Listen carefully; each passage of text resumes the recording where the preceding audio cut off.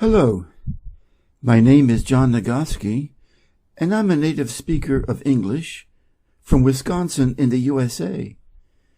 I would like to introduce to you my English reading channel with questions and answers.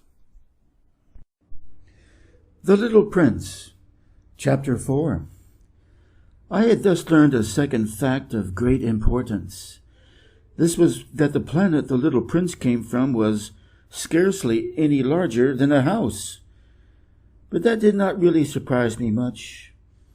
I knew very well that in addition to the great planets, such as the Earth, Jupiter, Mars, Venus, to which we have given names, there are also hundreds of others, some of which are so small that one has a hard time seeing them through the telescope.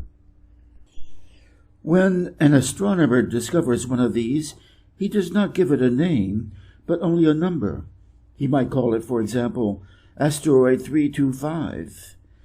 I have serious reason to believe that the planet from which the little prince came is the asteroid known as B612. This asteroid has only once been seen through the telescope. That was by a Turkish astronomer in 1909. On making his discovery, the astronomer had presented it to the International Astronomical Congress in a great demonstration. But he was in Turkish costume, and so nobody would believe what he said. Grown-ups are like that. Fortunately, however, for the reputation of Asteroid B612, a Turkish dictator made a law that his subjects, under pain of death, should change to European costume. So in 1920, the astronomer gave his demonstration all over again, dressed with impressive style and elegance, and this time everybody accepted his report. If I have told you these details about the asteroid and made a note of its number for you, it is on account of the grown-ups and their ways. When you tell them that you have made a new friend, they never ask you any questions about essential matters.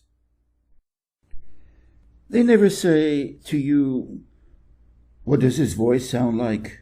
What games does he love best? Does he collect butterflies?"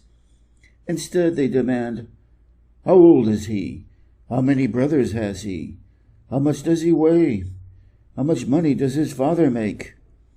Only from these figures do they think they have learned anything about him.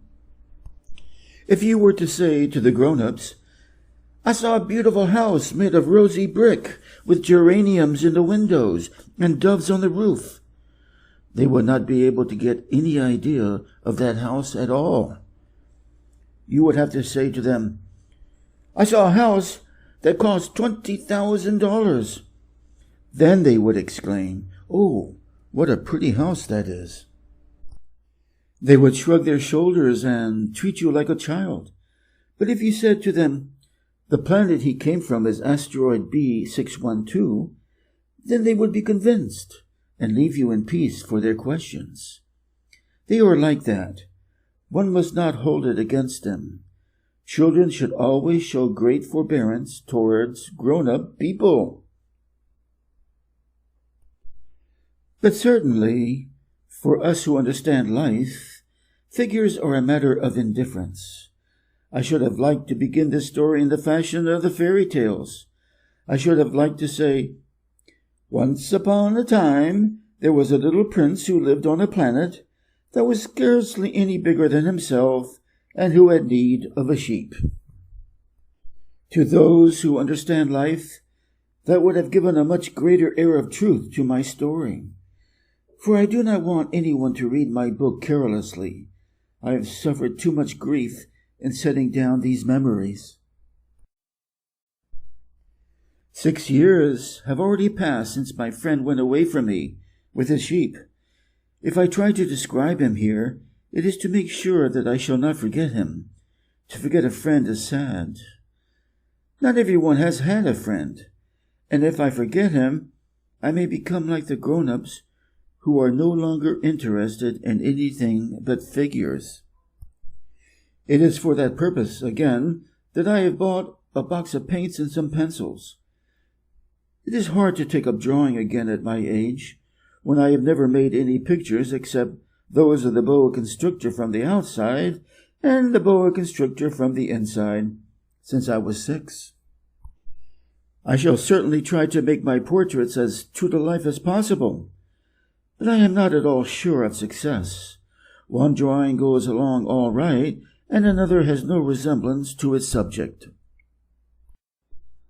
I have made some errors, too, in the little prince's height. In one place he is too tall, and in another too short, and I feel some doubts about the color of his costume. So I fumble along as best as I can, now good, now bad, and I hope generally fair to middling. In certain more important details I shall make mistakes also, but that is something that will not be my fault. My friend never explained anything to me.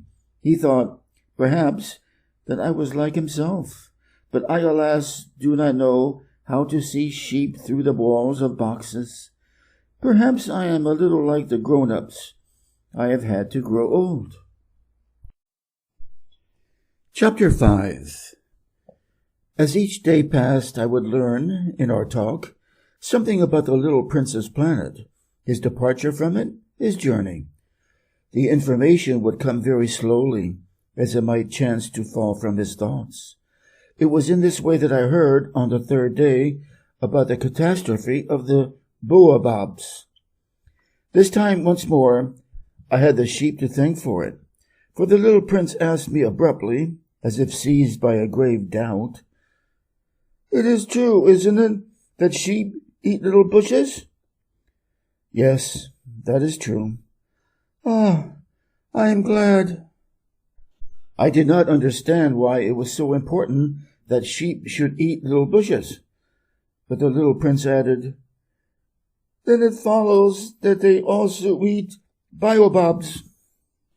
I pointed out to the little prince that Biobobs were not little bushes, but, on the contrary, trees as big as castles, and that even if he took a whole herd of elephants away with him, the herd would not eat up one single Baobab. The idea of the herd of elephants made the little prince laugh. "We would have to put them one on top of the other," he said, but he made a wise comment. "Before they grow so big, the Biobobs start out by being little." "That is strictly correct," I said, "but why do you want the sheep to eat the little Biobobs?" He answered me at once. "Oh, come," as if he were speaking of something that was self-evident, and I was obliged to make a great mental effort to solve this problem without any assistance.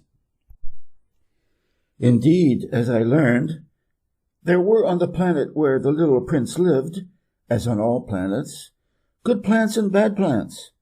In consequence, there were good seeds from good plants and bad seeds from bad plants. But seeds are invisible. They sleep deep in the heart of the earth's darkness until someone among them is seized with a desire to awaken. Then this little seed will stretch itself and begin, timidly at first, to push a charming little sprig inoffensively upward toward the sun. If it is only a sprout of radish or the sprig of a rose bush, one would let it grow wherever it might wish. But when it is a bad plant, one must destroy it as soon as possible, the very first instant that one recognizes it. Now, there were some terrible seeds on the planet that was the home of the little prince, and these were the seeds of the Baobab. The soil of that planet was infested with them. A Baobab is something you will never be able to get rid of if you attend to it too late. It spreads over the entire planet. It bores clear through it with its roots, and if the planet is too small and the Baobabs are too many, they split it in pieces. "It is a question of discipline," the little prince said to me later on. "When you've finished your own toilet in the morning, then it is time to attend to the toilet of your planet, just so, with the greatest care." You must see to it that you pull up regularly all the Baobabs at the very first moment when they can be distinguished from the rose bushes which they resemble so closely in their earliest youth. It is very tedious work, the little prince added, but very easy. And one day he said to me, "You ought to make a beautiful drawing so that the children where you live can see exactly how all this is. That would be very useful to them if they were to travel someday." "Sometimes," he added, "there is no harm in putting off a piece of work until another day. But when it is a matter of Baobabs, that always means a catastrophe. I knew a planet that was inhabited by a lazy man. He neglected 3 little bushes. So, as the little prince described it to me, I have made a drawing of that planet. I do not much like to take the tone of a moralist. That the danger of the Baobabs is so little understood, and such considerable risks would be run by anyone who might get lost on an asteroid. That for once I am breaking through my reserve. Children, I say plainly, watch out for the Baobabs. My friends, like myself, have been skirting this danger for a long time without ever knowing it, and so it is for them that I have worked so hard over this drawing. The lesson which I pass on by this means is worth all the trouble it has cost me. Perhaps you will ask me, why are there no other drawing in this book as magnificent and impressive as this drawing of the Baobabs? The reply is simple. I have tried, but with the others I have not been successful. When I made the drawing of the Baobabs, I was carried beyond myself by the inspiring force of urgent necessity.